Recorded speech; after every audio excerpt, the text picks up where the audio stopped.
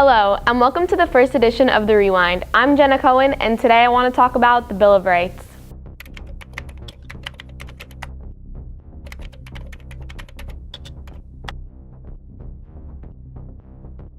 The Bill of Rights consists of the first 10 amendments to the U.S. Constitution.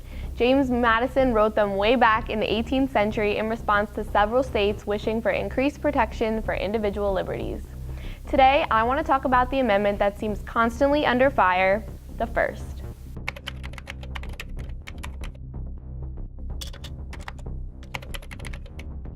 In the First Amendment, it entails U.S. citizens' rights to freedom of religion, freedom of expression, freedom of speech, freedom of the press, freedom to peacefully assemble, and the freedom to petition. It also prohibits any laws that establish a national religion or impede the free exercise of religion. That, my friends, is what I like to call a mouthful, but basically it's a statement of basic rights that every American has and can benefit from.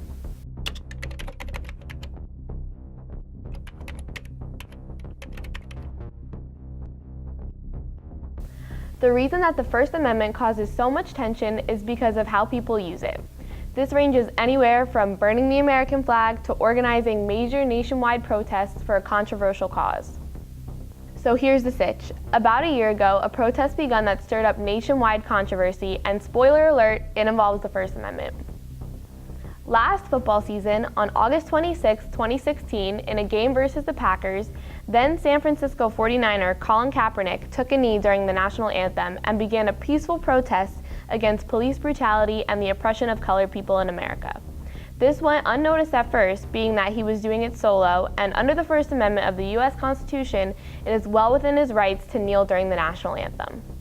This, of course, carried backlash, and when former President Obama was asked how he felt regarding the controversy, he responded with this. I believe that us honoring our flag and our anthem is part of what binds us together as a nation.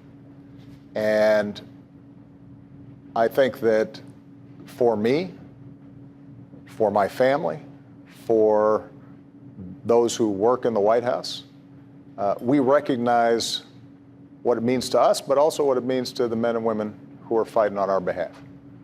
Part of what makes this country special is that we respect people's rights to have a different opinion and to make different decisions about how they want to express their concerns. And the test of our fidelity to our Constitution, to freedom of speech, to our Bill of Rights, is not when it's easy, but when it's hard. Now, a year later, with continued protests of a multitude of players under a new president, President Donald Trump responded to the protests saying this. Wouldn't you love to see one of these NFL owners, when somebody disrespects our flag, to say, get that son of a bitch off the field right now, out, he's fired. He's fired! And I know we have freedoms and we have freedom of choice and many, many different freedoms. But you know what? It's still totally disrespectful. Look, I'm not sure if our president is aware of this, but these NFL players that are kneeling during the national anthem aren't doing it because they don't respect our service members or because they don't appreciate the work that they do to protect and honor our country. These players have said outright that is to send a message to the government that police brutality and the oppression of people of color in the U.S. is still a very real thing in 2017, and they won't let it go ignored. Now, as President Trump so eloquently stated, we have many freedoms granted to us as citizens, including freedom of speech and freedom of expression. So, I hate to break it to you, President Trump, but protests aren't supposed to make people happy. They're supposed to get people's attention. And it is well within all of these players' rights to kneel for our anthem if they feel it's necessary. The beauty of the First Amendment is that everyone is given the right to freedom of speech. So if you don't like what someone is saying or doing, it is also well within your rights to speak out about it as well. These players are kneeling during the national anthem not to disrespect it literally, but because our flag and our national anthem is a symbol of America and its culture. and these players are unhappy with the way that people in our society are being treated. So, to twist the meaning of their actions and say it is wrong because they don't respect our flag or our armed forces is not only untrue, but unpresidential. Because he is president, his words clearly have influence. According to the New York Times, Trump's recent comments have caused a surge in Americans' unfavorable view of the NFL. In addition, almost 80% of Trump voters feel that the NFL brings about negative news. Now, if this doesn't show you Trump's words have power, maybe this will.